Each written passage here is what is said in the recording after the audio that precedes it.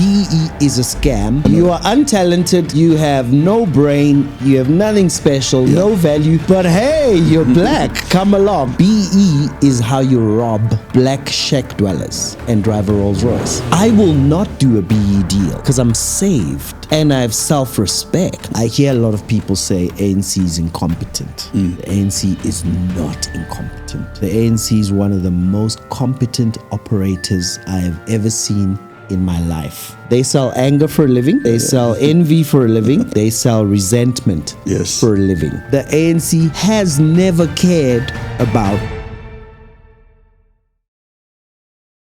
Bonsai. Yes. Thank you so much for coming today. What a pleasure. Thanks for inviting me. And I've been watching a lot of your videos. Obviously, there's not a lot of center-right.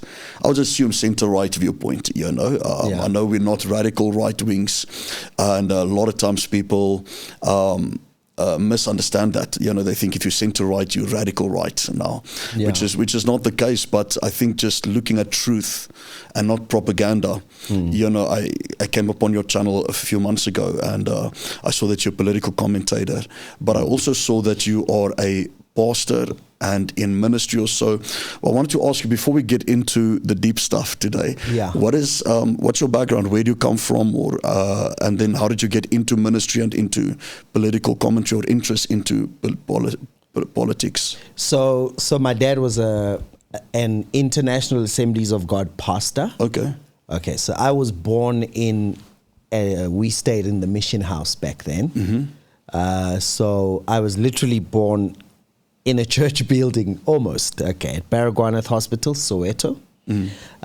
Then my dad got filled with the Holy Spirit, so that got us kicked out. So then he started a new ministry back then. And so then I grew up in Soweto, but then we went to a mission trip so we stayed in Germany for a while. YWAM, because my dad was then got involved with YWAM, then moved to the UK, then came back to Soweto for a while. So I grew up as a pastor's kid, so that meant I played music as well. So then I became a musician because of the piano in the church. Fast forward, when I finished school, then I went and did a bit of serious study, and then I went and did music, and then started a record company in the music industry, doing kwaito. Now, all along, have always operated as a speaker, so I've been speaking to companies, youth groups, and churches and stuff. Now, then I set up a record company called Bonsai Entertainment, discovered and made stars, right? So, some of them are still popular till today. All of them, pretty much, actually. So because of my work with entrepreneurship, I started feeling the impact of every single policy passed in South Africa since 1994. Has been anti-entrepreneurship. Definitely. And anti-capitalism. Absolutely. Anti-business. And so anti-freedom, actually, right? So I actually realized, whoa, I'm becoming less free. I've got to, jump over a hoop. And every year I realized, okay, now it's 2 hoops, now it's 3 hoops. And I guess at some point I started paying attention, like, I think somebody out there doesn't like me very much, right? They don't like that I hire people. They don't like that. By the grace of God, I think with the work that I do between 1999 and say late 2000s, because of the work I do, I've had at least 10 people go from completely lower class, as in poor, to wealthy, right? Permanently. And at least 100 people to middle class. Right? And I mean from nowhere to just being there. And at some point I thought, why would it be difficult for me to do that?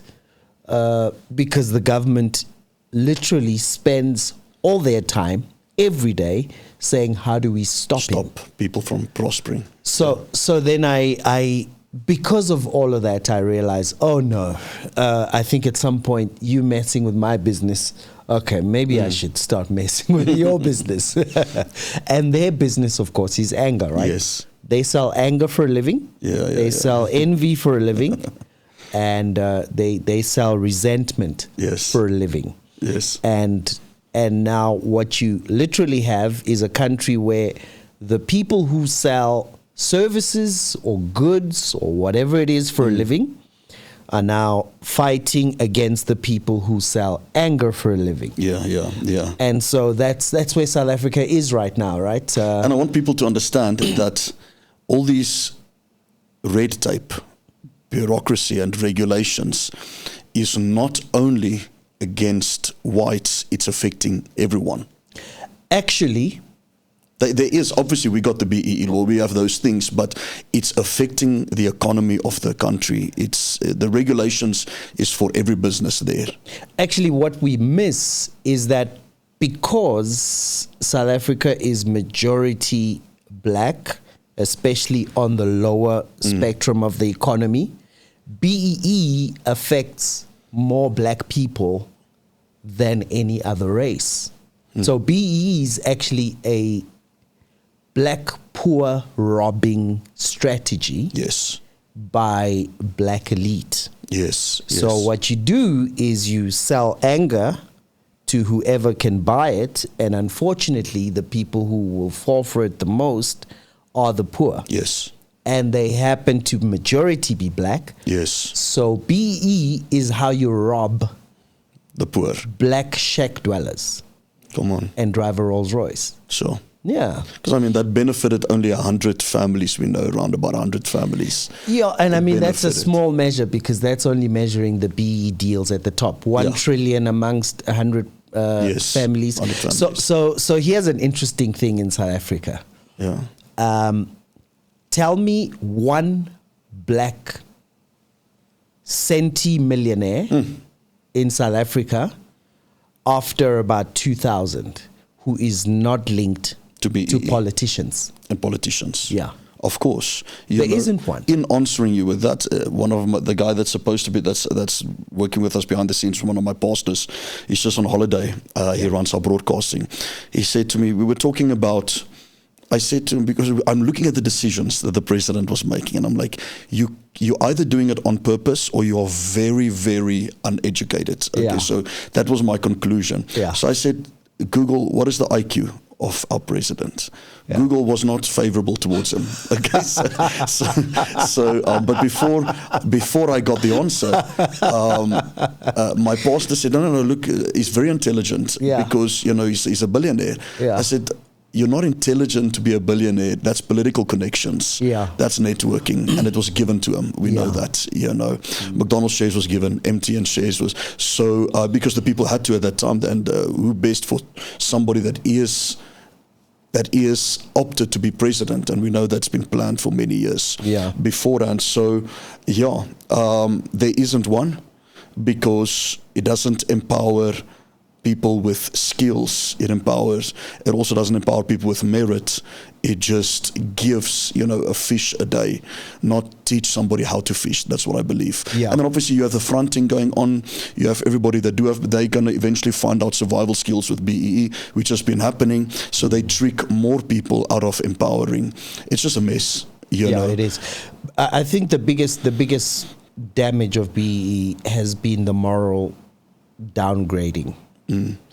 BE is such, and it's such a difficult deception to get people to see, because if you tell someone this is in your favor, right, by nature, then people think, oh, great, this is on my side.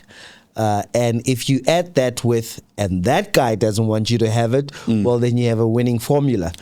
But I think the horrible thing about BE is the moral degrading on purpose of black people, right? So I will not do a BE deal because I'm saved and I have self-respect.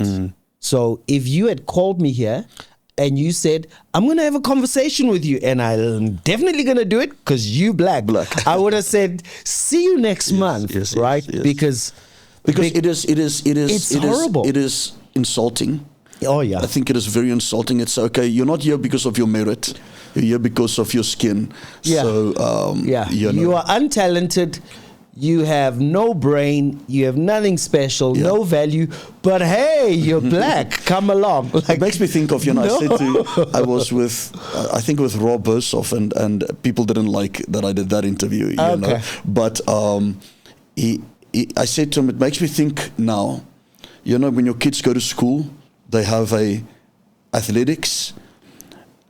There's a clear winner, but they decide to give a prize to everyone, even the loser. Oh, those that no one feels out. What do they call them? Contribution trophies or something. Yeah. Yeah, participation. Participation prize. Yeah. That's how it feels to me, like where we are at. And you know what happens to kids who get brought up with participation prizes? Oh, yeah, right? Definitely. They're entitled, spoiled, they fall apart. Yeah. No, they fall apart. And I think it's so horrible. So I worked in the music industry, right? Okay, so think about this. 1990, we operating under apartheid economics, right? I don't know why we call it apartheid. Okay. National party economics, which were politically unjust, but economically, you literally, if you measured every measure between Singapore right now and South Africa in 1990, all measures match, right? Yes. In terms of the economic freedom. Yes. So because also, it ends up where it's like you mix it all up. Yes. Okay, so in 1990, we were very economically free. Healthy. You didn't have to jump over hoops to do stuff. And so in 1990, something happened. There was an industry that was started, Kwaito music, right? So the kids, as soon as, because all the laws, the old National Party apartheid laws were still on the books, but they weren't being enforced. Okay. Because it was like the end times, right? Yeah. And so just with that, one industry, because I worked in it, and you had EMI, Gallo, all these multinational corporations in South Africa running music.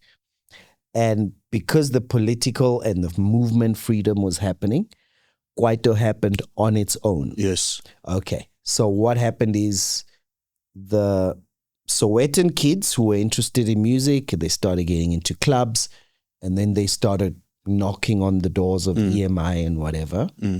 And what happened between 1990 and 2000 is that whole industry moved further and further into black hands. Okay, so by 1990, all music is white owned. By 2000, all the big stars, black owned, the industry was run by black guys, right? And they had companies, and some were in, by the time I came in 2000, my company went to all the way where I only lost 19% to distribution. Okay. 89% of that company was mine. Okay, the stars created from there are still millionaires today, and I've been out of it for 10 years. Okay, so, but this is the thing that's the point, is whoever manages to stand up and say, black people, you can't do anything economically without Daddy Rama will open the door for you, right? It's like the door was open in 1990 under de Klerk. So maybe we don't need anyone's help. Yes. Right? Yes. We absolutely don't need anybody's help. But it's such a sneaky thing because if you tell me that I need you and I don't have someone to tell you, no, you don't. Actually, no one's trying to help you, they're trying to control you. Yeah. So anyway. And they control you. What we'll get into a bit later is the whole SASA thing. It's totally unscriptural to receive it. If I want to, yes, we must help the poor. I understand all of those stuff, but we know why it is there. We see the president rejoicing that 30 million people are on SASA grants. Can you believe it? And I say to people, you are not, if you're a believer, you're not a beggar. You're a victor, You're not, people can say whatever, but you're white and this black, because, racism is so pushed on this nation. And I want us to get into that a bit later as well. But that's all people see. But I believe each one of us have been dealt a hand in life, and we have to take responsibility. I can't sit and cry. And the one time I was when the refugee thing came out of Trump, and I never considered it at all, because if I move, I'll move properly, because as a refugee. But I had this thought in my head, and I thought, if I look at pastors in America, even my age, I know some people that are my age, because the economy is so booming. They're very wealthy, comfortable. It's nice. They have many houses. They got a jet. And I just thought, I'm like, it'll be nice to have the peace of mind. That's what I thought. And a little bit of luxury. And I heard the voice of the Lord clearly. He said to me, I didn't call you to be comfortable. I called you to preach the gospel. So the reason I'm staying in South Africa is because I see it as a missions field. And I heard the voice of the Lord clearly to say to me, you plant a church and churches. So, but I can also sit and cry and say, okay, but the government isn't for me, or these aren't for me. And there's a lot of stuff against all people in the nation. I think when people hear us complain, they think, again, we hinting back towards apartheid, and we're longing back to apartheid. I didn't even live in apartheid. I don't know how I can long back to apartheid. And the people who are saying you're longing for apartheid didn't live in apartheid. Didn't live in apartheid either. Or they were really very, very small very young at a time where it doesn't affect any child, because a child doesn't know better. So. But it's so dangerous, and I think that just us, sometimes you want to talk on these topics and you feel like you need to tiptoe. It tells you the climate of the nation where we are, and that we can't even freely speak, about just common sense stuff. But you were mentioning about the music company that, was freely being able to do it in 1990. Do you think there is a possibility that they've changed history? Let me give you an example. So some people would say, let's use South Africa. We can use America as well, with natives in America and how they came there and so on. So in America, there was a mindset that the Republicans were slave owners until they began to expose and say it was actually the Democrats that were slave owners. But you see how they subtly changed history in education to make people think a certain way. Now we know critical race theory coming in, especially in South Africa. To what degree do you think history has been changed? Because if I speak to somebody in the ANC or EFF or MK regarding history, it's like they have a total different understanding of what I have. Because it's because you. So if you talk to all these the Marxists, they.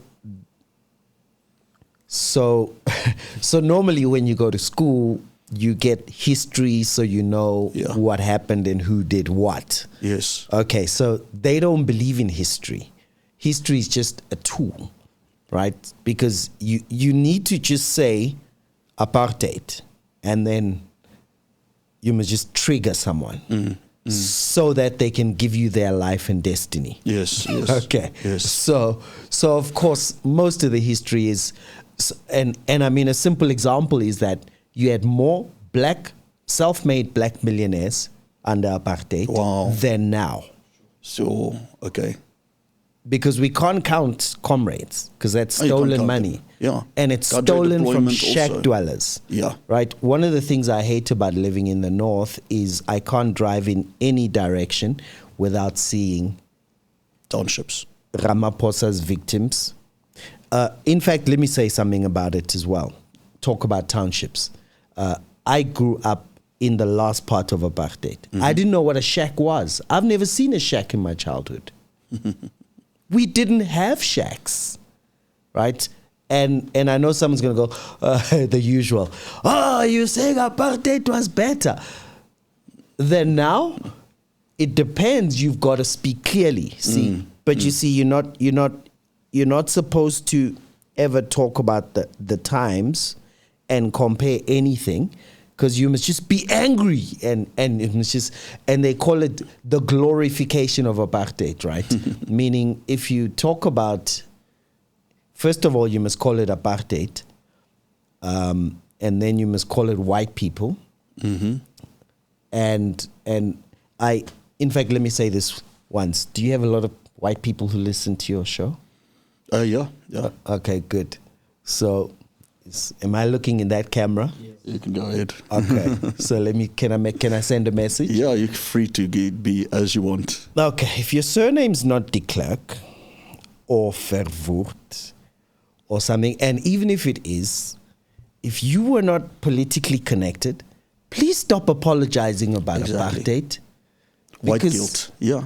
Because that was the politicians who did it. Yes. In the same way they're doing it now. I will never on any day apologize to anyone for what the ANC is doing. Yes. I'm not going to promote myself to yes. You know, I'm not up there, right? Yes. So I have no responsibility for what politicians do. Yes. And I think this is very important as well, is what Marxists do is they confuse politicians and citizens. So when I sit here with you, right, I have more in common with you than I have with Ramaphosa. Yes. Because he's a politician. Yes. I'm not. I'm a citizen. Yes. So whatever's in my favor will be more, we'll share more commonalities than with him. Yes. Because he's a politician. He knows no reality. He was shocked about Johannesburg's condition. Yeah, even though he lives there. He goes, I am shocked. Exactly. Yes. But also what happens is, whatever he passes, the battle is between citizens and politicians. It's not between black and white. Yes. And how they get to hide that is that they get to say it's between black and white. Yes. Right? Because if you now look at touching on the education, and I believe there's two things that affects masses, and that they use also to colonize countries. So when Britain did come in, especially in Africa, to colonize, they would do two things. They would change the education, and they would propagandize, if I can say it like that, the media. So these are the two things we see: critical race theory in education right now, and we see News 24 that every article is either white or black, and they'll say a white man this, a black, because they're fueling racism. And I'd say always racism is the card of a poor individual, and I don't mean poor by no money. I mean poor by lack of education and creativity. So the only thing we can't criticize something properly and critically think about something properly. The only thing I can scream is racism. Absolutely. And it's I think it's very sad that the church has fallen for this, because the very nature of the gospel is to give you an identity in Christ. Yes. And what these critical race theorists, which is neo-Marxism, what they want to do is that your identity must be in what you describe you. And you now don't describe yourself as a black guy. You now identify yourself as a guy who is black. And here's the thing, I always close my shows by saying no man can serve two masters. Because if I'm a guy who is black, well, then I must drop Christ. Because then you can't have two identities. You can't have two identifiers.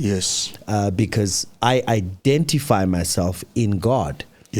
Because I am a spirit. I have a soul. I live in a body. So then you can describe my body. And actually, what they are doing is literally, when you talk about colonizing, is they literally are trying to force a new religion onto the country. And it's very sad that black pastors are spiritual engages in harlotry, because it's the pastors who should be saying, guys, remember I told you someone died for you and bought you with their blood? Yes. That's who you belong to. Yes. That's where your identity is, right? Yes. I think South Africans should understand, because people pay lobola, right? Yes, yeah. And once you pay lobola, then you take that surname and then we identify you as a Shongwe. Right. Yes. Well, he paid lobola with his own blood. Yes. And we belong to him. And so what then happens is, once you take what should describe you, because you can describe me with my Swati, you can describe my lineage with my granddad was in Swaziland and he was just on the border. Okay. And Shongwes are a huge surname in Yes, Swati. So I'm a Swati guy. Awesome description. I'm glad about it. I can tell you about it for 5 years, Yes, right? yes, I can yes. tell you everything Swatis do, but that's a description. Yes. Because I'm a spirit. It's not your identity. It's not my identity. And if you want my identity, then that's different. Yes. I'm the righteousness of God in Christ Jesus. You know, that was one of my questions as well, is that I feel South Africa keeps pushing the masses towards the history to shape their identity regarding that. So their history, their identity must be, I suffered under apartheid. Now it makes them that's their identity. Yeah. And you know, when you drive in a car and you look in a rear view mirror the whole time, You're going to crash. So no wonder South Africa isn't going forward. But again, in saying this, you know, this is what the question that I wanted to ask you is, what is the fine balance between recognizing the past but not letting it shape our identity? That's exactly what I wrote down here before. And because if I now say what I say now, not always looking in a rear view window all the time, some radicals are going to accuse me, you know, and say, there, I'm a racist. Yeah. You know, while I'm just trying to speak critical thinking, fact, let's ignore race, color. You know, Ramaphosa and Johan Rupert are good friends up there, white and black. And where there's money, and there's no racism. Yeah, it's no, where there's no money, there is racism. You know. Yeah. No, I mean, because it's an excuse. It's a way to justify, and so I don't have to take responsibility for the way I act and behave. I can blame it on that, and that gives me the right to do what I'm doing. Yeah, absolutely. And unfortunately, people like to. We don't like responsibility, right? It's a heavy weight on us. Yes. Yeah. Yes. I mean, it's easier to just say, you know. Yeah. You did this, you did that, and. So, what is the fine line between that? We respect the past, or we recognize what has happened, but we don't become that, especially for Christians, because, you know, secondly, I've been called, I told you before the show, I've been called a colonizer, a European, a Jew, a settler, everything. You know, are you Jewish? No, I'm not Jewish. But apparently anyone that's white is a Jew, you know. So I've been called that. So then I put a comment. I wrote a post. I said Jesus was a Jew, you know. Full stop. I know. I had thousands of comments attacking me. But you know, the thing is, the attacks come from in the church. Yeah. So I had bishops, apostles, and pastors inboxing and messaging, even commenting on myself. It went very bad. I had to shut down the comment. Yeah. I mean, very racist, you know, very hurt, and they speak in such a gaslighting way to make that I now must feel bad for something that I've never done. White guilt, I think, is white guilt. They call it is white black guilt. I'm not sure, but you know, and then they say they can't wait to take my land. There needs to be justices. There's no racism in the laws. There's only redress, because a lot of nonsense, because ANC has this magical wand to change terminologies and then the facts disappear. Yeah. You know, it's not racism, it's redress. Okay, do whatever you want, you know. And I mean, it is the epitome of stupidity and unintellectuality. But they say these things. I had one or two that messaged me 2 days afterwards and repented and said, look, I don't know, when you put that comment on, they said it was like something came over my mind, and I was just thinking one way, and hatred came up in this, and I'm like, but you know, that is worrisome, because as a bishop, as an apostle, as a pastor, why let that all still come up by a comment that has absolutely nothing to do with anything, you know? So what is the solution for racism in the church? Why do I get attacked like that? Is it maybe because it's traditional churches? What I mean by that is it's still ancestral mixed with the church. Because I know this one pastor one day, this thing happened with Zuma in KwaZulu-Natal. I think it was the riots, and people were all going to his house. And then he said, no. And this pastor was supposed to be speaking at a speaking engagement, and he left. He cancelled. He says, no, I'm a Zulu first, then I'm a preacher. And so I'm trying to figure out the mindset. What are we sitting with a lot of ancestral churches that just don't see Christ fully as Lord? Yeah. No, definitely. I think we do have a major confusion in terms of culture and Christ, and unfortunately many have chosen the other side, right? Yes. They've decided that my and I need to say something about it quickly, because I'm going to say too much. But coming back to racism in the church, two things happen. First of all, there's no way that you can write a comment and your comment makes me say or do anything. Right? I mean, how powerful is this post? Of course. So that means I have power over you. Exactly. Yeah. And actually, it's not your post that makes anyone angry, but it's the anger in them that's shown up by the post. Yes. And I think it's this victim mentality that's been passed down, that you're a constant victim. Oh man, you must just say the right thing and don't do this, don't do that, and because I'm ready to cry. Yes. And unfortunately, in fact, I think one of the things that, let me tell you something that is my theory. One of the things that has been a strength in the hands of the ANC in South Africa has been white guilt. So that I hate everybody. So we do blame the people who kept voting for the ANC while seeing everything going down. But I think one of the things that hasn't been good in the country is that white people have been too careful. And of course it was set up, right? You do remember how, so for instance, Ronaldo said something protesting against Kill the Boer and had to be grilled until he apologized. There was the lady Magor. She said something about black people and bulldogs. She was a bulldog lover. Okay, who made some crazy statement in a WhatsApp group. Okay, but that's private communication. Yeah. But she got arrested, and then they marched to her house and blah blah blah. So I do get it that the message was sent out there that be careful or else, right?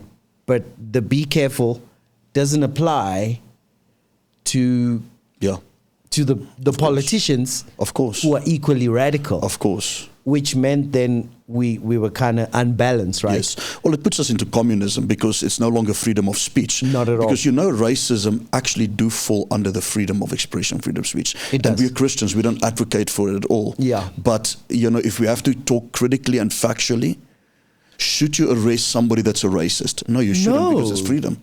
No. But why does the nation do it? Why is there double standards? Now, I'm not advocating for racism, but we have to at some place come to common sense and say, okay, what is too much for freedom of speech? You know, because I see people, on X, we know when that one guy was doxxed, I think it was called Boer or something like that, with Elon Musk, the guy that they said fed Elon Musk and they information, and then they doxed him, and then the government wrote a letter and said they approve of the doxing. It was from the president's desk that they approve of the doxing, and that is communism. And then I saw all these people, obviously the masses, the poor, and those who are uneducated, would scream and shout and say, yes, we need more of this, we need more regulation. You don't know what you're saying. You don't, because when it gets you, it gets you. It's your demise. And, the problem we have is lack of education. It's not us saying, I want to make this very clear. The brain of a black person and the brain of a white person is the same.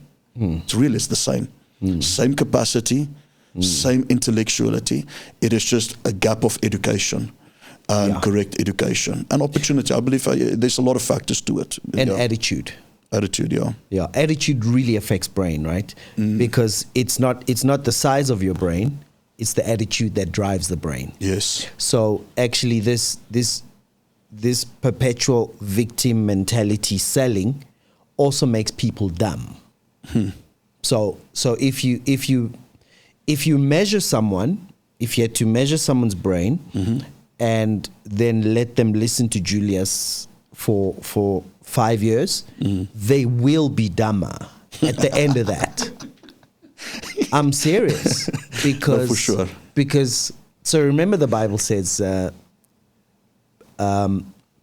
people perish for lack of knowledge. Yes. But then it says, because you have rejected knowledge. Right? So you don't get dumber because you lack the potential. You get dumber because you reject more. Yes. So you will find, if you find anyone who listens to me for 5 years, they'll be smarter. Yes. And it's only because their minds will be opened. Yes. So I think what's even worse about this is it's not just the lack of education as in school, but it's every time people listen to propaganda, education, to propaganda, rhetoric. It makes you stupid. Makes you more definitely, absolutely. I mean, we saw how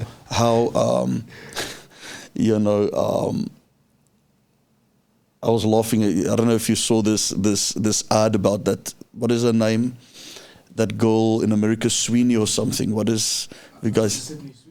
Yes, there was this whole thing where Sydney Sweeney is some model girl in America that she had jeans on. She does an ad for jeans, American-made jeans. Okay. And the ad says, because she's some actor or something, it looks like she's been going viral. And the ad says, Sydney Sweeney looks good in jeans. That's it. I think something like that. And then the whole left got stirred up. But only the left, because now it's a beautiful woman. It's a model, and she has blue eyes and blonde. So now they say jeans. They doesn't mean jeans. It means jeans. G-N-E-S. Now they're saying that they're pushing eugenics, and they're pushing white Nazi type neo. What do they call it? Neo something. Okay. And neo-Nazi or something, and that they're pushing that. But the only people that are complaining really is ugly women on the left, fat women on the left, and that's it. It's complaining about it, and it's and the NGO and the NGOs, that entrepreneurs that gets paid. It's just a pity that we have that crowd running our parliament. So people need to understand that the ANC is left, full on left. They're Marxists, definitely, but they don't hide it, right? Yes. They do say we are pushing the National Democratic Revolution, which means moderately organized socialism. And socialism is communism masked. And it's anti-God, anti-family, anti-reasoning. I want us to say it on here. I believe, I don't know what you believe, but capitalism is of God. It's biblically sound. It's right throughout Scripture. Scripture it doesn't deny capitalism. People think Scripture pushes socialism. Not at all. Scripture pushes capitalism all over. I mean, talents 1, 3, 5 talents. We can get into all of the stuff of Scripture, but why are people against? I'm trying to understand an African mindset. Why is Africa against capitalism? Is it because it represents colonialism? So first of all, I don't like to call it capitalism. Okay. Because capitalism is what Karl Marx called free markets. Okay. Which then also takes our eyes off freedom to capital, because capital helps to make someone feel jealous. So it's better to say free markets. Free markets. Of course, And but absolutely. So I'll take it further than saying and you've already alluded to it, further than saying the Bible agrees with capitalism. I'll say Jesus deals with us like a capitalist, as Absolutely. a capitalist, right? Otherwise, then there are no talents and whatever. Yes. Otherwise, there's no point we wouldn't obey him, right? Except he says, I put something in you. Yes. you better grow it and bring it back multiplied. Yes. So I tell you what happened. So this is what happened. You had Karl Marx, early 1800s. Yes. Who was jealous that the guys who worked had factories and stuff. Right? Yes. So he said they're going to fall apart. Like how every jealous person talks. And then it didn't fall apart. Okay. And then you had the second level of Marxism, because he thought he's going to, go full on communist. And so then they realized the problem is, oh man, we're not succeeding. We thought these people would get angry, but now they're getting happier because they're all getting more prosperous. So then they decided, how do we still bring socialism and communism? And so they decided, let's try use black people, women, the disabled, and on, right? So then what happened is they passed that doctrine into Africa with the Pan-Africanist guys and all of them, and in South Africa with Sobukwe and all of them, and because of that, and because that was around the time of colonization, which has always happened, right? Which is happening right now. Do we not live in an ANC colony right now? Of course. We do. Most of us don't like the ANC. Are they listening to us? Of course not. Right? We are in an ANC colony. Yes. Do you hate America? No. Well, we've just dumped them. Yes, I don't hate America. Yes, Do you hate Taiwan? No, I like Taiwan. I think they're productive. Yes. Right? So we being colonized Do too. we like Iran? No, but we're giving them an embassy, apparently. Exactly. So anyway, but what happened is they managed to use colonization to then take leadership of Africa and the thinking. And so all of Africa then ends up being Marxist. If you go to any country in Africa, you'll hear the word revolution. Go to any prosperous country, no one says revolution unless they're really speaking about it from a dictionary. Yes. So I think what happened is that was pushed in and it was accepted, and they managed to colonize the country and the continent. So most of Africa is Marxist because the previous leaders colonized it. Black leaders colonized Africa to think as Marxists. Sure. But our saving grace, I'll tell you now, South Africa, where it is in terms of the economy and all of that, we should have mega violence right now. Our saving grace are all the churches in the country. So what then happens is not everybody, I can't speak for everybody, but most black people are schizophrenic. That's right.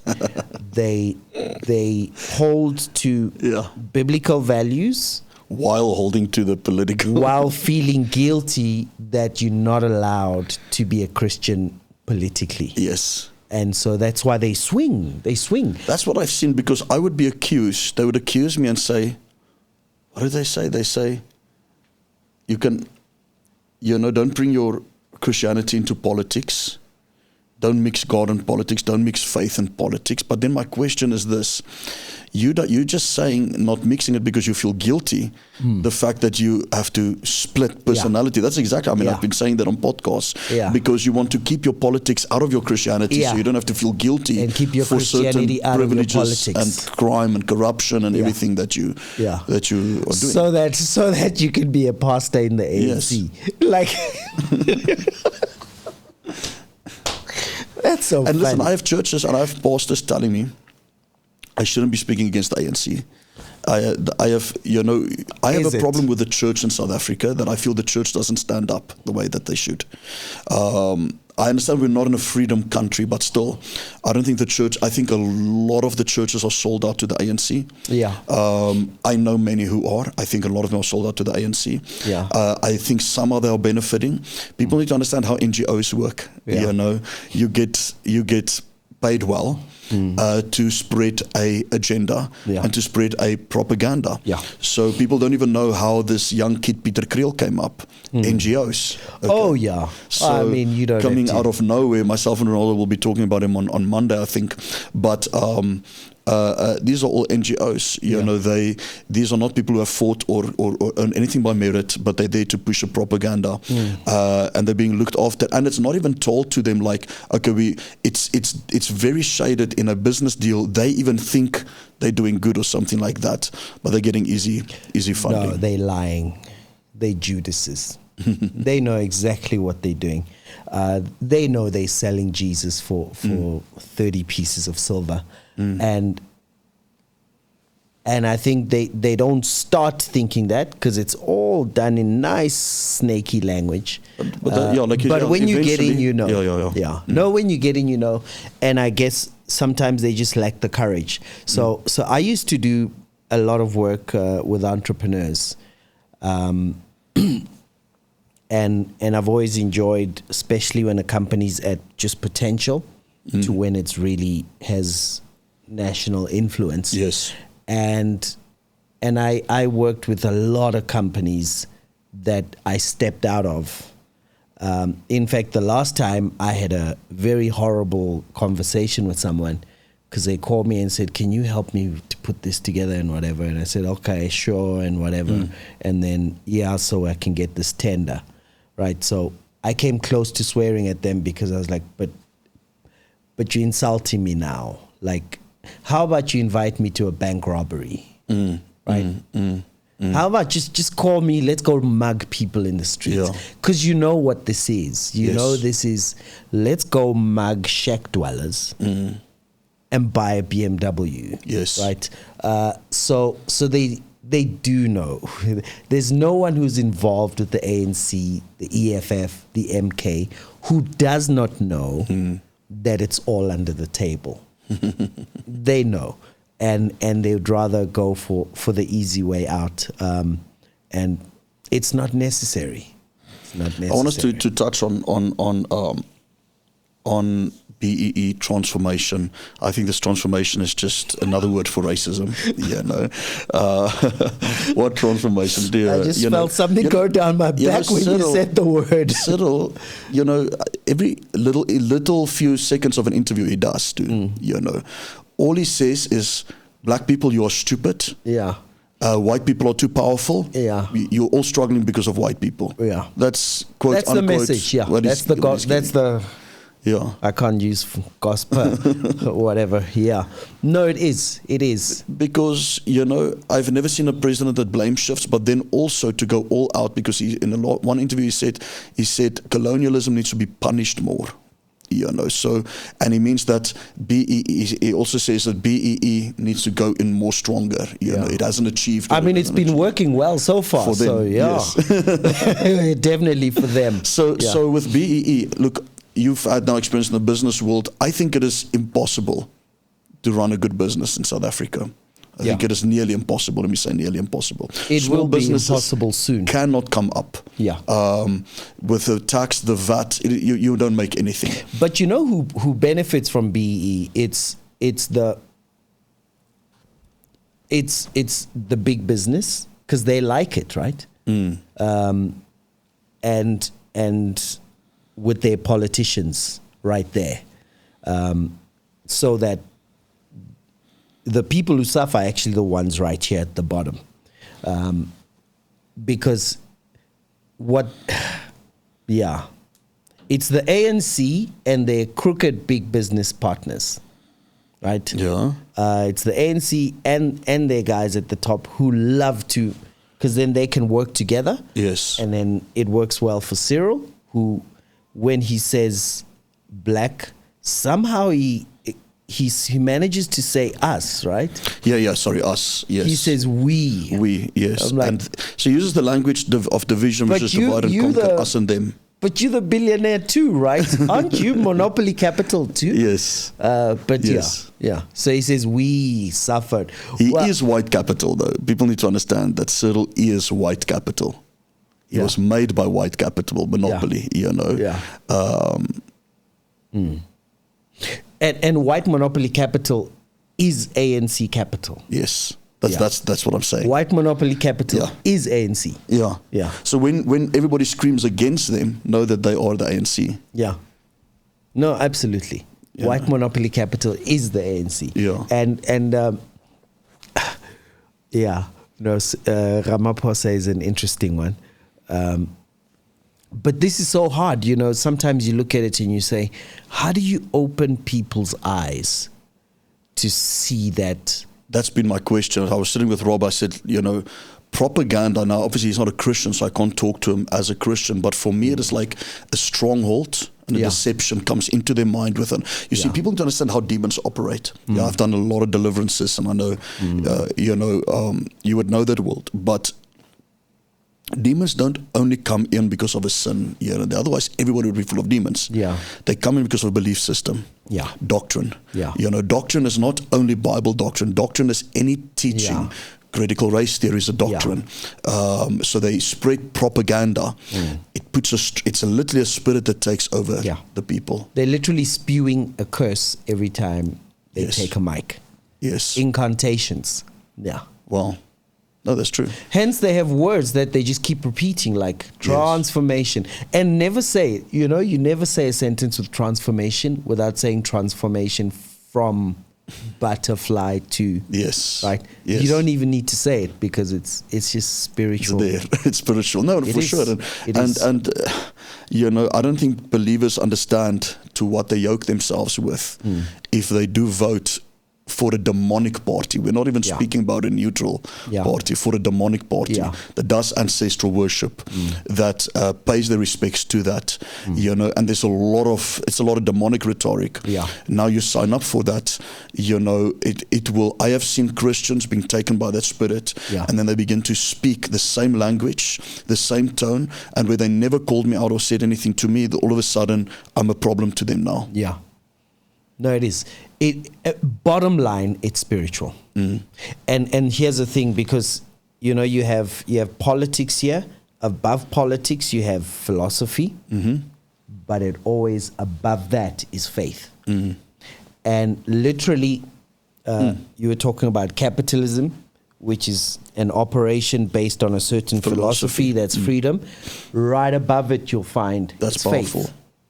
Right. That's powerful because I believe, and I say this on all the political type podcasts that I'm doing, that the gospel is the best detergent for any propaganda. It can set somebody free, and that's why I feel we have to preach the gospel to change the mindset of people and to actually set them free politically. But why are so many believers still under this thing, but yet they are believers? So I was thinking on, what can we do? Because, I was accused of so many things, saying that you never sit down with black pastors to find out their struggle. And obviously we just get accused. People don't know what I have done, But what more can be done in the church for... Why should you be sitting down to find out a struggle? So okay, so that what? So that you would understand their struggle. I don't know. They say that I don't understand. Obviously, if I wasn't there, I will not understand. But how am I going to understand by you just talking? Now we can hear out, and because South Africa is this emotional country. It's guilt tripping, because that just sounds like guilt tripping. So, like I'm not an. So you go to Zimbabwe, different. You go to Malawi, different. You come into South Africa, it's emotions, guilt. And they love to tell pastors what to do. It's a nation that destroys their church or destroys prophets, and love to tell men of, because they'll tell me, shut up and just preach this. Those. And obviously, I'm not. I understand there's bots and there's radicals, so I don't take that as the general voice on the ground. I don't think the general voice is racism. Not at all. I don't feel that. No. I do sense that in the atmosphere because what the politicians are doing. But I don't feel that. I don't believe there's a white genocide. I do believe there's stages to it. And then I don't know if you saw with the farm murders, with the Department of Human Rights that USA sent here. The new report that just came out. I haven't read it yet, but I saw that a report has just come from their investigation, right? Yeah. So people don't understand. Obviously, it's not a white genocide, but when these murders are taking place, it is torture, murders, not for not stealing anything. It's torture, and then they would write "kill the boer with blood," or they would sing while doing it. So it was obviously fueled by Julius. Yeah. So and I think the whole white genocide term, right, is very interesting because that was a trick that they played very well. Because they created it. Yeah. So that you start arguing with a nonsense term. It. Yes, yeah. Yes. So you start arguing like, no, there is no white genocide. Well, I don't know who ever said there was one, right? Because now then you get to ignore the farm killings, the farm murders. You get to ignore the fact that the farm murder goes with sanctioned political speech. Yes. That celebrates the farm murder. Yes, right? yes. So even when they say no, we just have a crime problem. Well, no, we don't, because if I got mugged today, I will not have a politician say anything that would be coming after that mugging. Yes. And so I would only deal with the cops didn't help me. Yes. That's right. But now someone who's on a farm and experiences a murder, they will have to listen to their parliamentarian after not being helped by the police, endorsing that. So no, it's not just a crime problem. Yes. There is a specific problem and issue. But of course, it's the usual thing. So it's like, if someone doesn't want to answer a question, then they just create a bigger problem and then make you fight that. Yes. Because Trump never said white genocide. I haven't heard him. But you'll see every single media house, they say Trump's complaints about white genocide. I'm like, I pretty much followed everything he said, all the tweets and all of that. Yes. He did not say the term white genocide. Yes. And they know that once you write white genocide on videos, you'll get that white genocide Wikipedia. Yes. Which is some crazy conspiracy that has nothing to do with South Africa. So that's a good trick they played, and I think they won it. And I think they won it when many common sense people started saying, there is no white, we shouldn't have ever said that word because it was just a nonsense thing. It's like you arrive late at a meeting and you're like, you 5 minutes late, and they're like, oh, so I hate you now, and then you start discussing hatred. I said nothing about hatred. Yes. So that's they played that well, and they are so twisted. Let me tell you something about the ANC. I hear a lot of people say ANC is incompetent. The ANC is not incompetent. The ANC is one of the most competent operators I have ever seen in my life. All the leaders are wealthy. All the people they are mugging are on their side. I'll also be competent if I have to. That takes a lot of competence. And the only thing is they are only competent with power. Nothing else. And that's why they've managed to hold on to power so long. Sure. But it's not working anymore. So the ANC's gone. ANC's gone. A kingdom divided against itself will fall. And ANC's gone thanks to MK and EFF. And the whole Marxist edifice, one thing we must thank God for is the EFF and the MK, because that was the opening for people on the ground to begin to see, we're being lied to here. Yeah. Right? I mean, just yesterday, we had Jacob Zuma taking Cyril to court. Yeah, I saw. Saying, you didn't fire him because you just want to spread money. That's kingdom divided against itself, right? Because it's like, so you know exactly what you were doing. Yes. But while they carry on with these fights, I actually believe that opens a gap for common sense to get through to people again. Definitely. What do you think is after the ANC? Sure. So beyond the ANC. Beyond the ANC, you know, you never know which way things swing. And I think we need to stay behind these microphones so that things swing common sense direction. Yes.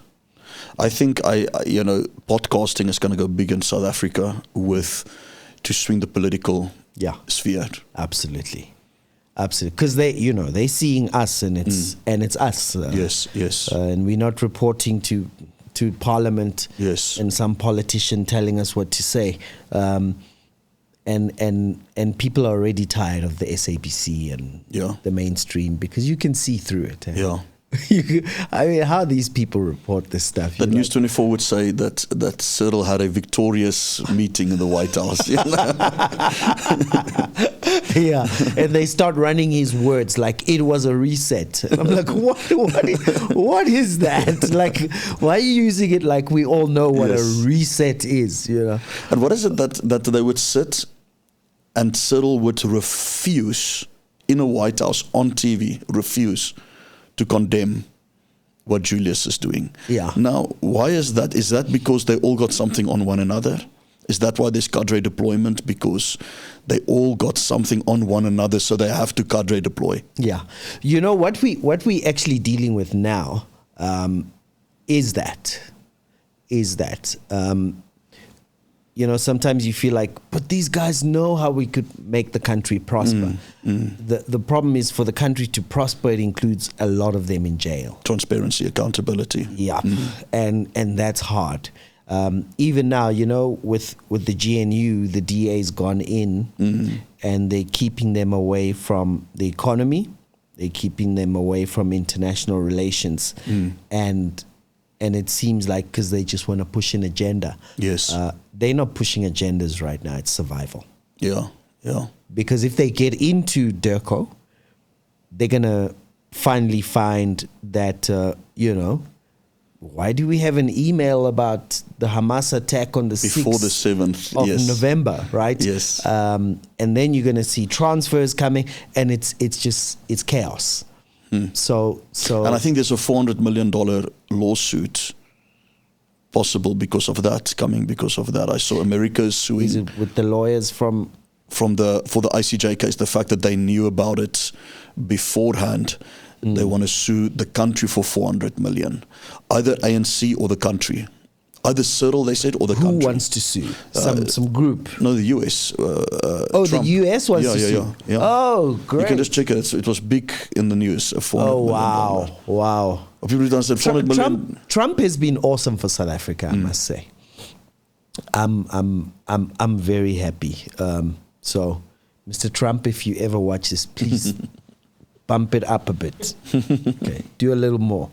We need the heat. In fact, there was a time I wished that we had gone into an ANC with EFF, or MK wouldn't have gone into power with the ANC, but I wish the ANC had gone in with EFF. Why? So that we can get over this, right? Just push the process forward quicker. Okay, now I hear you. Because it's going to go there eventually, so they might as well just... the quicker we get there, the better. Yes. And I think right now, there's no way to do it without a little bit of heat. So I just wish everyone who wants to turn up the heat, please turn the heat up on us so we can... Yes. Yeah. No, definitely. Do you foresee BEE being relaxed or not? Definitely not under the ANC, though. They have to let it go. It's got to collapse. But why collapse something that really benefits you? So you mean them letting go of it? Yeah, it benefits them. And I can understand why people fight me when I say BEE is wrong, because in their eyes, it benefits them, but it doesn't. No, it doesn't. But in their minds, and obviously all of us got to fight for something that benefits us. So I can't even blame people being upset with me. Every time I mention BEE, it's almost like people have been trained. Their responses to me. Yeah. It's like all the same. It's like, you don't understand the injustices that this country has gone through. And it's like the same language and lines. Guilt and making me feel guilty in the comment, And it's witchcraft, by the way. It is. It's the same language. Yeah. I'm like, is this the same demon talking through and everyone? it's like, yeah. And you're like, when did you start using words like redress? That's quite a heavy word. You know, how about give back or something? Yes. No, it is. It's scripting, and it's like the injustices of the past, and you know, and like apartheid and 90% of black people in South Africa. In fact, just say 90% of the whole population, right? Everybody. All races, ask them this and say, you have 5 minutes to tell me what apartheid is. Go. 99% of people don't even know what they're talking about, right? Because they don't even know right now the difference between parliament and constitutional court, or even what laws are out there. So they actually don't know what they're talking about. It's just the emotion. And the ANC was very clever to call it B, black economic empowerment, right? And funny enough, it's I was telling someone the other day that that it's funny that if you read policy, if you were black and lived in a shack, you probably want to vote Freedom Front or DA or I'm going through things in my head, or some parties, right? Because they actually do mention you in their manifesto. Helping you, You're not mentioned in the ANC manifesto. You're not mentioned in the EFF manifesto. You're not mentioned in the MK manifesto because they only talk about themselves, right? Julius says, we will take the land to the state. He works in the state. You don't. You live in a shack. Yes. Right? And you know that if you work in the state, you can get that land. I mean, I know how it works. I know some other countries with people in power that I'm friends with, you know. State, government, people don't understand government and politics is a business. It's a business. And, you know, it's business deals. It runs by business. It can't without big corporates. But you were saying something now regarding the shacks. I mean, we see the tenders that has gone wrong. We see all these things. I think, you know, to even the degree that they sell the lands off. You know, I saw how another land grabbing situation that took place, and how somebody in municipality just comes and say, okay, this plot I'll sell to you, and he began to take all the money. You know, my wife drove out a week ago. She drove out here, out of our estate, and there's always cops pulling us over here. So they pulled her over. She was alone, and something wrong with the car. And they said, okay, you know, if she has a license. So she opened up a bag, and there was cash in her handbag. So they said, how much cash is that? So she said, look, I'm on my way to bank it. It's 10,000. So they said, you're not allowed to have that. It's illegal to have that on you.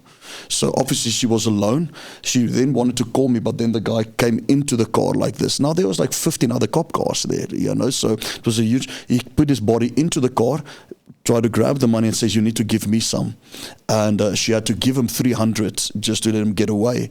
But that's the condition that we are in. You know, it's really bad. I think for a nation to have their police officers and their teachers paid the lowest, you must know has no desire for people's protection future. And the education, especially of the poor. Yeah. And also, you know, when that policeman is doing all that corruption, who do you report him to? Because that's where he learned from, and that's where he learned from, and it goes right up to the president. Yes. So if I'm watching my commander-in-chief and I'm someone in uniform and he's got dollars under his couch, well, I need something under my couch, right? Yes.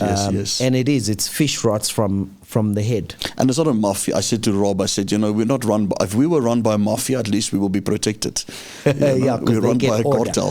You know, definitely not a mafia, because we're paying homage, but there's no protection or favors coming. And order. Yes. So you foresee that BEE will go. Well, we definitely if the ANC, but I'm jumping you all over. But I said, what is beyond ANC? You said possibly, or I might have said it beforehand, a multi-party, but more multi than what it is right now. Yeah. I don't think the GNU is a perfect example of a multi-party government because the ANC is still bullying that thing. There's a lot of corruption. You can see it looks like the DA has been captured. Just looks like it. I'm not saying it is.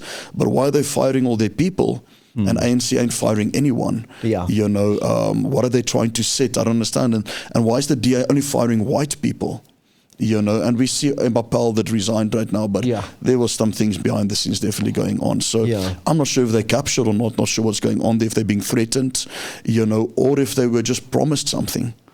These things can happen, So it just looks to me like they are very disappointing. So we're going to see a proper multi-party, I believe. I hope it'll go that way. And then it's going to be run through the Constitution Court, am I right? Is that, or for things to be passed in Parliament? Because it's a multi-party now. So I think this is one of the problems we have, because to reverse any laws, you need 51%. And, if we had good laws, I'd be very happy now, because then they can just come in and do nothing and we can get along with our lives. Yes. But I love the pressure, because that's how you get the ANC to back off stuff. So one of the things that I think the DA doesn't understand about the ANC only responds to force, right? Not talking, not threats, leverage, and so. And when they do, like every other bully, because they do these ultimatums, the DA does these ultimatums. That's like, I'm like, they're not going to bow to that. Yeah, no, they won't. The ultimatums are good for them long term, right? For 2029, because one of the ways that you can stay in a coalition and differentiate yourself is the ultimatums, even if you don't do it. Okay. So you'll have people going, you're not blah blah blah, but you've helped to not get swallowed up. Okay. Because the people who are not giving ultimatums are just going to disappear in 2029. Yes. IFP is going to suffer big time. So, IFP? Yeah. They're in there, they're quiet. They're going to suffer big time. PA, I don't know what's going to happen with the latest. PA is another animal. Let's leave them alone. Okay. I don't know what's going to happen with Gayton. But they've managed, because of Gayton, he's managed to stand out, right? Because of personality and all that. But the DA, okay, we'll see. I don't think they know how to fight the ANC all the time, or rather realize how much more they should be fighting. See, the VAT fight was good for them. Yes. The pulling out of the national dialogue was actually very good. Not for the country, but for them. And I think because the GNU, okay, first of all, there is no GNU, right? There's an ANC-DA coalition, makes 60%. That's it. Yeah. So for starters, the whole issue of GNU is to put them under. It's a manipulative tactic, right? To say, stay with us. It's also to save the ANC a little bit, because now it's no longer the ANC's problem, it's now the GNU's problem. And they get to say, we're not in government with the DA. Yes. While they are. They take both sides, And they got to keep 75% of ministers. And the DA got half of what they should have gotten. And the DA's half is donated to the other parties, and the other parties get to use the DA's seats to fight the DA. So it's the worst deal I could ever sign. And so we'll see. Sure. But they must fight. They must learn how to fight. Yes. Yeah. Now they must fight on every side and just be impossible. That's yes. that will help. That would help. Sure. I mean, even now, the first is coming, the 1st of August. The tariffs are coming. That's tomorrow. Yeah, I don't know why I'm not seeing a noise and an ultimatum. That's the from thing the that I'm DA speaking about right now. Like, why is there? It's like I was in an interview with Davy Root, and he said an economy automatically is supposed to grow. For an economy not to grow means you are intentionally work to block it, to stop it from growing. Yeah, these guys are working hard to do nothing. That's how it looks like, and they get paid from that. You see. Yeah. It's really such a betrayal what the ANC did, and coming back to defend some of the people who attack you and stuff. Come on their side for a change. So, but the difficulty with the ANC and most people following that ideology, it's like the difficulty of someone dating a bad person, and then you must come as friends and say, I actually saw your girlfriend kissing somebody at the mall yesterday. Their usual initial reaction is to fight you. And it's not because they're fighting you, but it's very hard for them to accept that, so I have been bamboozled. I've been made a fool of. And so I'm going to have to first accept that. Meaning what you're saying is we shouldn't take it personal. It is circumstantial. It is, And a lot of it is emotional. Emotional, yes. Because when you tell someone, the person you looked up to as your leader is actually a liar, and they've been robbing you all this time. And apartheid's impact ended 20 years ago.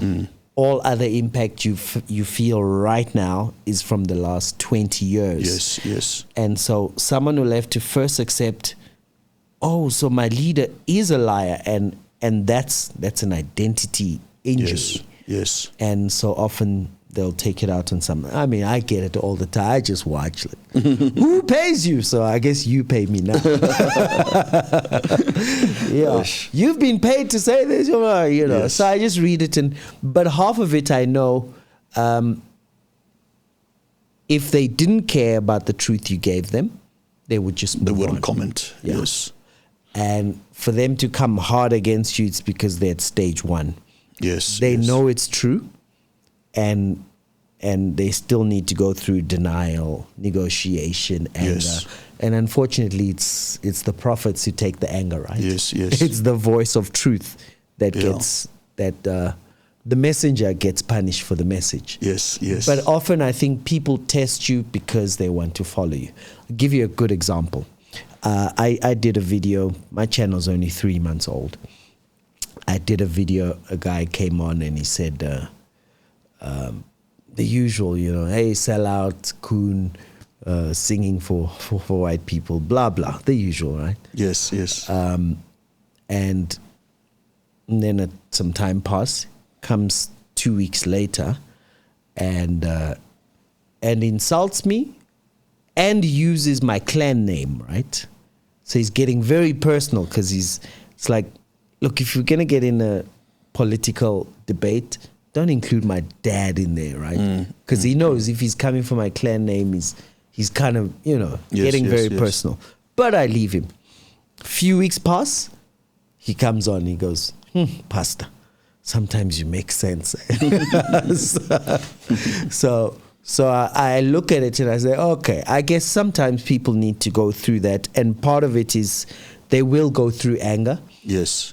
Because it is hard to accept that you were wrong. Who you thought was your liberator was just a common criminal. Yes. And you actually stood up for him. Yeah. Yeah. No, of course, I think so. And you were speaking earlier to the camera about white guilt and so on, and it was also a question I wanted to ask you is that I mean, me as a minister, I'm white. I have all people that is in our church that follows, different ratio levels. Our one church can maybe be 60-70% white because it's a more predominant white area. Our church in Krugersdorp is 60-70% black. Church in Cape Town, our church in Cape Town is more colored. Our church in Ballito is more Indian. It's just demographics, Obviously, I would get accused a lot to say, where's your black leaders and this and that. It's just that these people are just seeing one photo. They don't understand the inner things. But I think that as a minister, I'm given no right to voice an issue, and that's what people will tell me. You're a benefactor of apartheid because we say so, not because it's the truth or not, and you don't have a voice. So I'm actually more putting people off when I mention something on politics. But then I'm thinking, but when is it's not about politics. I say to people, I'm not pro-ANC or against ANC. I just want functionality right now. Functionality. Yeah. And number two, it is my duty, I believe, as a minister, to give people right information. My church, at least, the Bible is right. It's not left. Nothing of the scripture is left. So I tell people, if you vote, look at policies that center right, not policies that's left. Absolutely. I can't force them to vote for, I don't even mention parties. In fact, I even say, don't vote Christian right now. Vote with wisdom and vote for functionality. I think a lot of Christians were silenced because they vote for a Christian party. And all of us did, but I don't think it was the right thing to do because they are short-sighted. I don't think you'll ever have a Christian democracy. You might have a Christian leader. You will never have a Christian democracy. It's not going to work. We have a group of people, there's going to be evil there. So no. I mean, once you start trying to make the state Christian, you're in trouble. Yes. Iran part 2, right? Definitely. And they're not smiling very much. But there's this thing of white guilt. And I'm wondering, where's the future for whites in South Africa? I have a lot of people that's leaving the country. I get messages all the time, people saying, and I can't blame them. I wouldn't. Because I feel you have to be where God has called you. Unless if God tells you and you can move. And you can go now. But it's like my assignment, we're planting many churches here. My assignment is here. I have to be here. I'm trying to tell people, when you're in the will of God, you'll be protected. You will have peace. You can be under a Soviet government. You can be under the North Korea. You will be blessed, as long as you hear God's voice. So, but that white guilt thing is very difficult as a minister because it's playing on your emotions. Am I going to lose people or not? How do I address this or not? Although I know everybody that is in our church, I haven't gotten attacks from anyone in our church because they got the gospel. And they understand the gospel. I think that, but how can we address this thing as a church? Do you think the church is standing up for the nation? I don't think so, because I have so many churches telling me I must shut up. And I'm speaking of really big guys. Really big guys that have sat me down and said, listen, if you want to be favored, just go with the ANC. Really big guys. And I will just, and some of the big guys that did stand up with silence very quickly. So we do live in communism. And people need to understand we are in a communistic country. They say there's freedom of speech, but there's not. If there's freedom of speech for them. If it can be doxed, you're not in a freedom of speech country. But what do you think the church can do as a whole? I know preaching the gospel is one thing. But what can the church, and I hope that many people will listen of this, what should the church leaders do? We got these networks. We have IFCC, and I know all of them. We have all these different church networks. But I don't see anyone really doing anything that is saying we can stand up as the church or church together. It's so hard. It's so hard because... you have before you go, you have the ZCC that is favored by the government. Who's joining the national dialogue? Apparently, I don't know, we'll see. So, and there's a lot of tax benefits for them. If you really get into the nitty-gritty of the ZCC, they are given land, they are favored everywhere, so they're also in the pockets of the ANC. So what the ANC worked on since 1994 is to control the levers of power, right? and they have their, we talk about state capture. Yes. And because of catered deployment, but if you actually look at their policy, it's to capture everything, including the church. And so what they did is they did a quick carrot and stick as far as land and being able to set up and being able to build and being able to find a place. They set it up so early, and so that's why the national dialogue is supposed to be their next opportunity to go capture society again, because they believe they must control society and society must run under them. Yes. Like you say, it's communism mentality. And so unfortunately what happened is most of the church didn't see it when they were getting captured. And now the church only speaks as far as corruption, right? We don't need the church. Gender-based violence. I see them raising the issue that has to be raised, but let's ignore all the others. Yeah, it's like, come on, man. We don't need the church for corruption. Yes. I mean, there's no confusion about don't steal 500 million from a fund meant to do something. Yes. Even the Satanists will join that march, right? I mean, there's no one's going to be going, no, corruption is fine. Yes. And now we the light by complaining about corruption.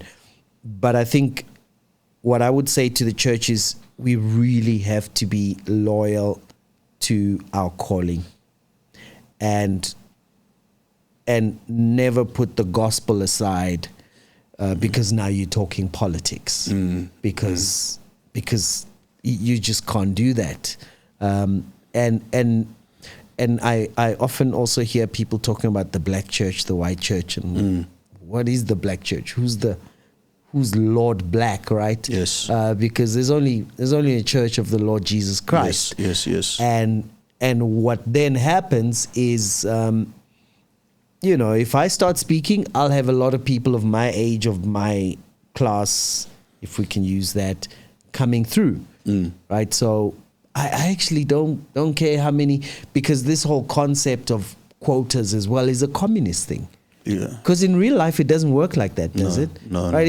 If we bring 20 families to come visit you here, right? Yes. And nobody says anything. In an hour, all the kids will be playing together. Yes. They don't hate the adults. Yes. It's just they have certain things. They understand each other. Yes. And I think even these quota things, it's about control. Yes. I have no problem with 100% white-owned, white employee, white whatever company, as long as they'll pay taxes and of course give us good products. And equally, if I end up with black employees, it's just, we've been so brainwashed with this communist control thing. Yes. That tells us to find problems where there aren't any. Yes. For instance, I expect that the day I'm watching swimming and clapping because South Africa won, I hope that's a white person there. Because if it's a black person, we're not going to win swimming. Right? For sure. But equally, if you watch soccer, you'll find many more black people in soccer. Yes. And it depends on the type of sports. And rugby will go across because the culture has developed like that. Yes. But even with rugby, every rugby star will be a Xhosa guy. Yes. And I'm Swati. Yes. But I'll still scream for Siya Kolisi, right? Yes. Because somehow down there, they had more to do with rugby. Yes. Just because of how the history happened. And I think all of these quota things are just nonsense. It's going to destroy business. And the church, and anything else. Because as soon as you don't pick people for what matters. Yes. Because when Paul was speaking to Timothy, he forgot race, didn't he? Yes. Yeah. I mean, it's like obviously I got a lot of comments to say, your band is white. It's okay. So I must bring BEE in the church. So I must now put a black person on there because you say so. Yeah. Not because the Holy Spirit says so. Yeah. No, we're waiting on skill. And I think what South Africa made a mistake. South Africa is one of the only countries that's pushing for no segregation. What I mean by segregation, I want to be very careful, is not racism, but cultures to celebrate one another, their own cultures. So they're forcing this diverse country to live all together. Yeah. And it's going to cause friction. Yeah.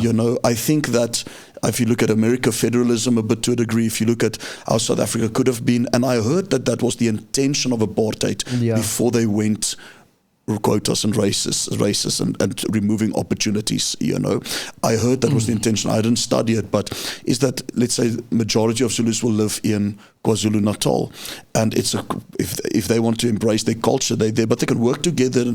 But it's just there's that freedom of movement and freedom where we can say, okay, if I enjoy being with my culture, I'm not a racist. And I think South Africa, because of the whole reconciliation thing of 1994 and what South Africa stands for out there in the globe, which we know it's not the truth, but South Africa had a name of reconciliation, forgiveness because of Mandela. But we know that was a lie to the world. It was not really here. But I think they're forcing people to live together, cultures, and it's causing a lot of problems because now now racism begins to come in and say, okay, look at how that culture is living, and because there's friction, But I think that is a big problem. I think that maybe we're going to see small towns coming up. We're going to see, like segregated enclaves. I don't know if South Africa will allow it. I don't know if it is going to go that way by force, and it's not healthy to do it. Enclave, I think, is a response that is an extreme. But if they would have just let it be natural in the beginning, I think we would have had. And I'm not speaking of removing opportunities. I'm speaking of everybody still mixed, but there's not that forcing of. Cultures are different. Cultures are more happier among themselves. I go to church, and even if we do socials, it doesn't matter how I preach against racism, because segregation is not racism. We'll have a whole bride day. You'll have everybody's mixing together, but then you'll see drifting apart. Blacks will sit with blacks, coloureds will sit with coloureds. Because that's their culture, but we don't see it as racism. We're still walking around, but it's just this automatic drawing, No, when you leave people alone, people will.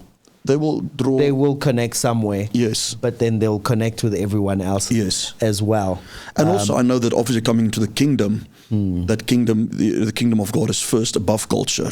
And I think a lot of people want to put culture above the gospel and say my culture speaks louder. I can do it because of my culture. No, we have a new culture. It's heaven's culture. And culture is always changing as well. Yes, so, as well. But it is really sad because. And so our constitution allows people to set up anywhere. Yes. And that's why we have and it's funny because we know Orania, but we don't know some of the other cultural villages because no one goes and marches there. Yes. And also we don't know the not so wealthy ones. Yes. Right, because there's like Klein-Fontaine, but there's another place.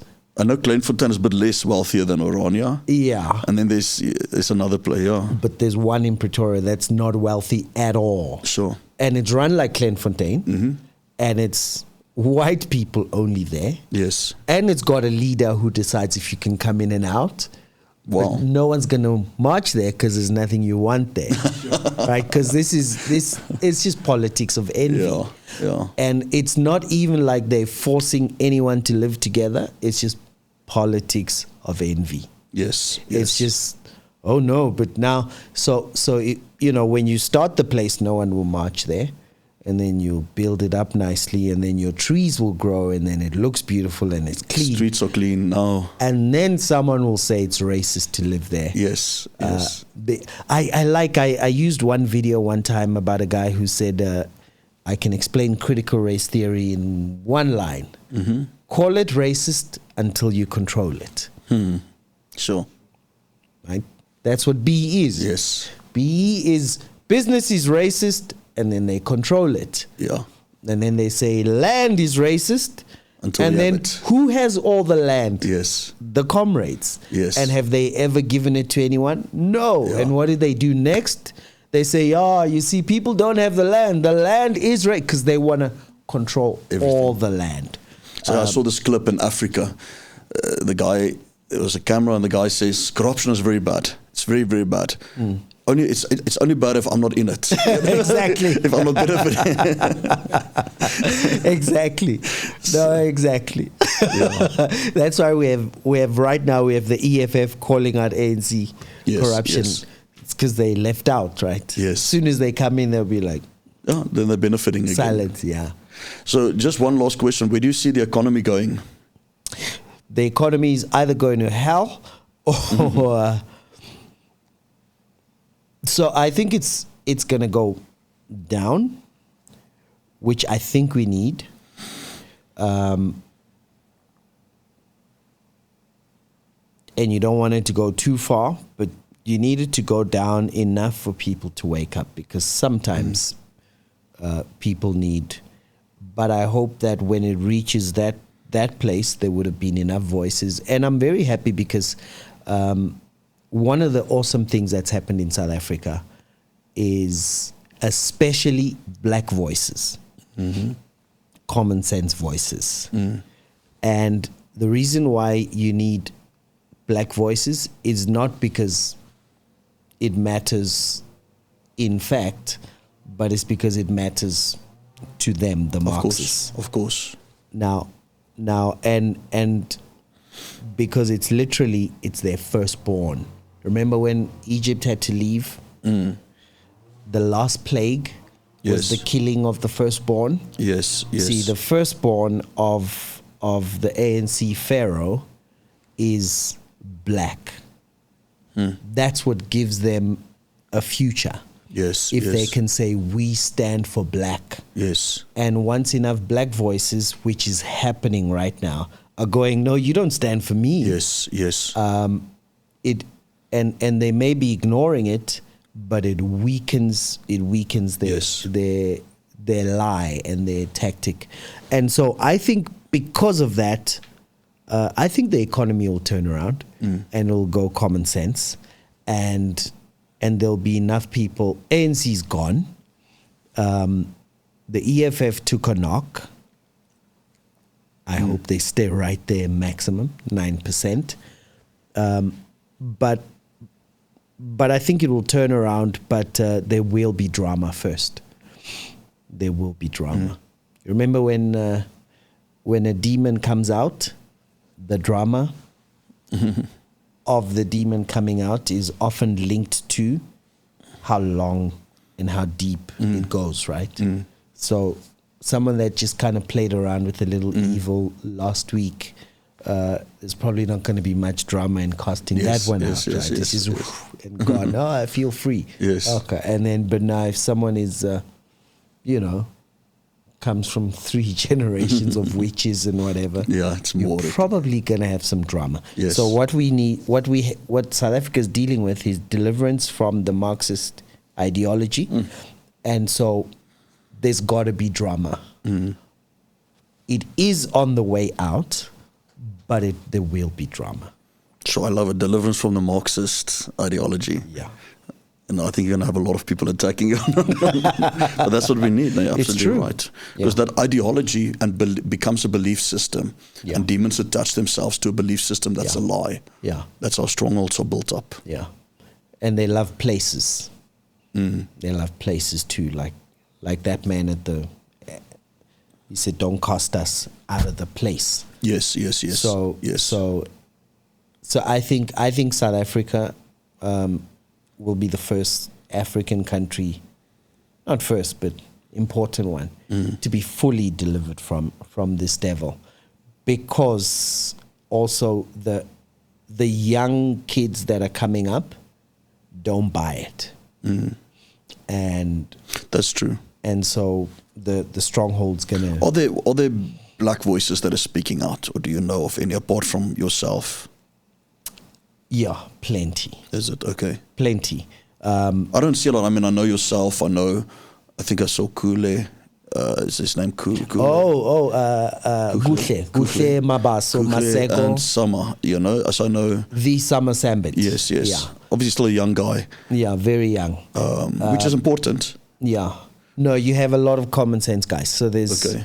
I think the biggest channel right now is what's her name? Citizen Concern. Yes. You have Citizen Concern. There's a guy 360 Experience. Yeah, I saw 360 Experience. Thomas Mabaso. And there are a whole lot of. There's a bubbling that's coming up. Okay. Yeah, and I think as soon as you have enough of those, that's it. Country turns. Yeah. Because I was disappointed. I think I saw Rob on a thing with DJ Sabu and Peñol or Nota. Either Peñol or Nota. I think it was Peñol. Yeah. Peñol and DJ Sabu. And and he was speaking about BEE. And and DJ Sabu was just he's like, no. He says we need it longer in. It hasn't done its work yet. Yeah. But it's like this ideology just came over him. Yeah. It's his eyes changed, his face changed. The moment you wanted to touch on that thing. Yeah. And my precious. Yeah. No. And it's probably not even benefiting them at this point. Well, maybe. Yeah. I can't say much. No, for sure. So but then they've never been common sense. They've been very. Obviously, you don't want to lose something that's benefiting you. So no, absolutely, absolutely. And is there, in your view, an answer to addressing the past or not? Meaning, should we redress or not? Because I've even gone. We should address the past. The past 30 years. Yeah, no, for sure. Yeah, but we need to redress the ANC mess. If we look at, like, let's say apartheid, where I've even compromised and said, look, I think there could have been a better system if they believe in redressing. For example, a reparation, give a reparation tax, give a break on a tax, for example, those who were disadvantaged, if we can call it like that. Let them pay 35 instead of 45 tax, instead of cutting opportunities for others. Because Cyril keeps saying equality, and the word equality makes my hair stand up, because like these guys just rephrased the whole meaning of the word. Yeah. I don't know if you've seen that. It's those who are under that ideology, they have just changed the meaning of the word equality. Yeah. And Cyril is saying no one is equal. What do you mean by no one is equal? Cyril, do you want them all billionaires or do you want everyone poor? Yeah. But where does equality come in? And let's start by spreading your billions, right? Yes. Because it's funny, we never start by. Why don't we distribute some of Cyril's billions? Yes. I mean, he's got billions by himself, while our people are stuff. No, so I think. So I believe in compassionate free markets, right? And so we have what we have. So the negotiation led up to our constitution. So our constitution does talk about redress because, of course, they were negotiating with comrades. And you can see what part of the constitution was coming from the communists, right? Yes. The Marxists. Yes. I like communists because it sounds more insulting. Okay. So it was coming from the Marxist guys. And so it is in our So, but I think it's very simple. It's this. Redress costs money. Yeah. So doesn't make money. Right now, yeah. It costs money because to do anything, to try balance anything costs money. Yes. So for me, as long as you put the distribution second to leaving us alone, who are trying to make you guys rich. Yes. Because most of us know how to go out there and make stuff happen. Yes. In fact, most people just feel wonderful having a dream, chasing it, and watching it come to pass. Yes. And the government should be helping people who can't help themselves. Yes. I have no problem with retirees getting 20 grand a month. I have no problem with disabled getting 20 grand a month. Yes. And anyone who's in need, I would rather, put them on a full-time salary. I don't care.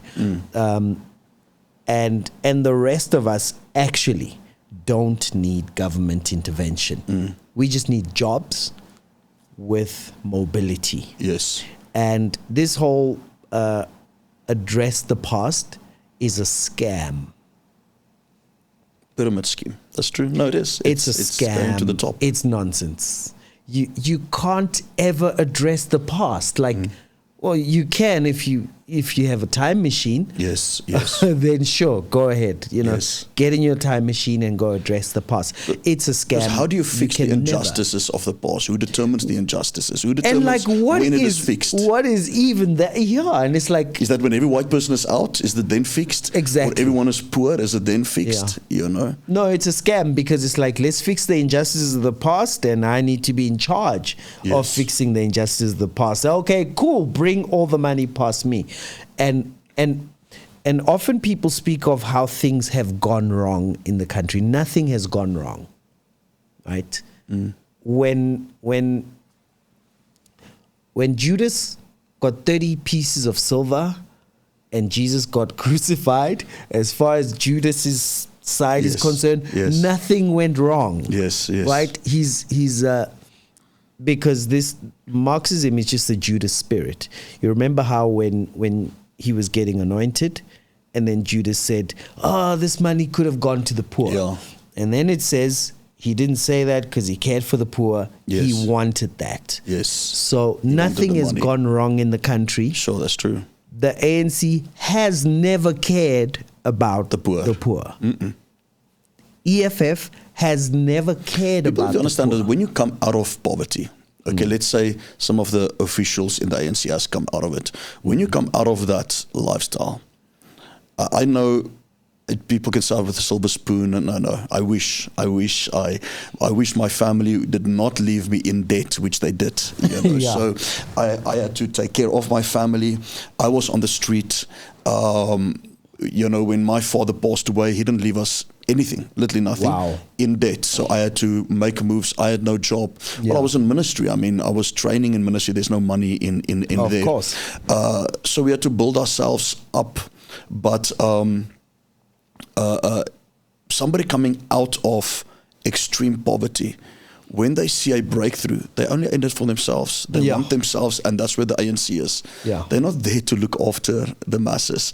If they were, the masses would now, we would have low poverty levels. Most will have houses. With the money that they've stolen. That's what could have been done. Oh, yeah. Oh, yeah. Oh, I mean, if they just built one factory for every 1 billion they stole, we'd have 0%. Yes. And of course, they're not supposed to build it. So, and you know what's the issue with Marxism and why there's that thing of philosophy and then faith. So, Marxism believes that men are not selfish.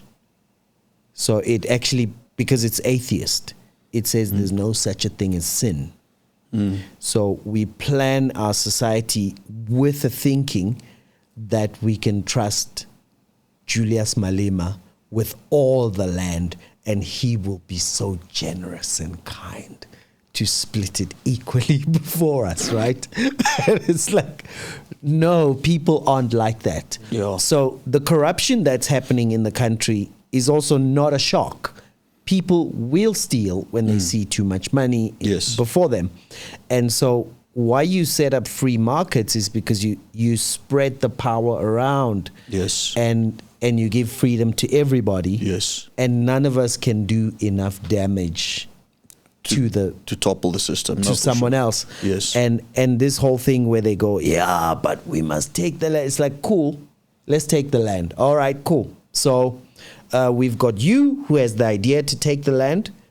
All right, and then we have to have a minister of land taking, and then we have to have a DG of land taking, deputy minister of land taking, and another deputy, and then we must have the whole department with 1,000 people. It's more jobs for people. And then we've got to have the local offices. All right, and so you were saying between you at the top and these 1,000 people, and to the one who must get the small piece of land, everybody's honest. Yes. And everybody will just do what you thought. And it's like, but that's not human beings. It doesn't work like that. That's why we leave it with everybody to be free, because I can at least convince you, right, to give me a piece of the land. Right. Yes. And if I can't afford the land, I say no, but I'll protect you when you passing there. Yes. And we can make a deal, and I can get a piece. Yeah. And I've just got you to deal with. And if you say no, well, I'll go to them. Yes. If they say no, I'll go to them. So I already have 3 chances of success. Yes. Rather than 1 chance of guaranteed failure. Yeah. And so this whole Marxist thing, it's because it doesn't believe there's a God. And therefore, it doesn't believe there's human failing that needs a God. And it literally, how dumb are you to think if you gave Cyril power over all business, he's actually going to pass anything on to you? What he's done is absolutely normal. Yes. You would have done it too. It's the same. I wouldn't be in government because I don't believe in their system. But if I was in government, I see my the kids same would thing. be billionaires I'm too. not caring with them enriching them. I really don't. It's a business. Opportunities come. Even if they don't take a deal, they can have connections and opportunity to make their family rich, and they're going to look. Each one is going to look out for their family, but make the country operational, but make don't the country block functional, us. and don't block us. Yeah. Because I heard somebody saying, I watched the interview last night. I can't remember who it was now, and it was this captured News Africa room, newsroom. Oh, Newsroom Africa. So the guy said, I think it's more the guy on SABC, but they captured, they talk with propaganda talk. But they said this, they said, because they're now upset, they're all now shocked, why is Trump sanctioning the ANC members? Oh, yes, and they why don't know they don't know why. Yeah. Okay, it's He's all just wonder. attacking us. Yeah. So and then they say, but if Trump can just understand that BEE is not against whites, because there is actually white people allowed in the BEE structure. He said it is for the benefit. A white woman is allowed, and you go, no, white woman has been removed. As far as I know, the new one that has been set up, it's not included there. And they say there's some other white people that are allowed to. I'm like, what white people are allowed in there? But it's the news. It's propaganda, and it's ridiculous. BE only allows comrades. Period. That's right. Yeah. And so I had okay. So I knew someone in the ANC who had directorships for Africa, but he was compliance director in like many companies. So because they passed BE, employment equity and all of that, and it's like 613 commandments, right? It's like no one can keep them and run a successful business. So the point of BE is not for anyone to keep it, but it's for it to become impossible to keep, because then you just need a comrade on your board. So you need to pay them for protection. Because no one can. I mean, it's ridiculous to give me a quota and say, hire people like this and still be profitable. Yes. I don't have time for that. I've got clients, I've got staff issues. Yes. And so, but they know then it's, so BE is good for black comrades. Comrades. Yes. So it's the way that they're taking over. And I love what you said. BEE is a scam. It's a scam. It's a complete scam. You know. Oh, it's nonsense. And I speak as an entrepreneur. Yes. So I'm not talking as a politician on the outside. I've been in there. I have been asked to bring 2 million rands in a suitcase so that I can get mining rights. Yes. And my family said, keep your, I'm still saying, so keep your mining rights. And I've been there. I've seen the suitcases go across with entrepreneurs I've worked with. And then I said, listen, that's as far as I can bring you. You're no longer a business. I like businesses, not criminals. Yeah. So BEE is a scam. And I challenge anyone watching this video to comment with one honest BEE deal, one honest tender. Tell me the name of the tender, the name of the company. I will pay you 1,000 rands. Just put it on the comments, name of the tender, whatever, and just write honest next to it. I owe you 1,000 rands. This is out in public. I will pay it. I'll transfer it. And I'll keep that 1,000. Sure. Well, thank you so much, Pastor Bonsai. I don't know if I should call you Pastor Bonsai or Bonsai, but I know you're known as Bonsai on Bonsai Shongwe on YouTube. Yeah. And guys, listen, please go subscribe. Your channel is just Bonsai Shongwe. Bonsai Shongwe with an S. We'll put with a S, Shongwe with a S. We will put, and Bonsai with a S. We will put the link in the description below. It'll also be in the comment section for you. And I want you guys to go follow, subscribe. And you say your channel's new, only 3 months. It's growing well. 3 months, yeah. It's growing very well, though. God's been good. It's growing at 10,000 subscribers per month. That's how I know how many months, because we on 39,000, so it's 4 months now. Okay. That's really good. So you guys, please go subscribe there. Very interesting. And we need more people on these political commentary channels. Yeah. We need it to be spreading. And black voices must stop being afraid, because I was scared to speak for 2 years. So come guys, say something. Sure. Yeah. Awesome. Thanks so much, Bonsai, for coming on. Oh, it's really been such a appreciate pleasure. it. It was so much fun. Thank you.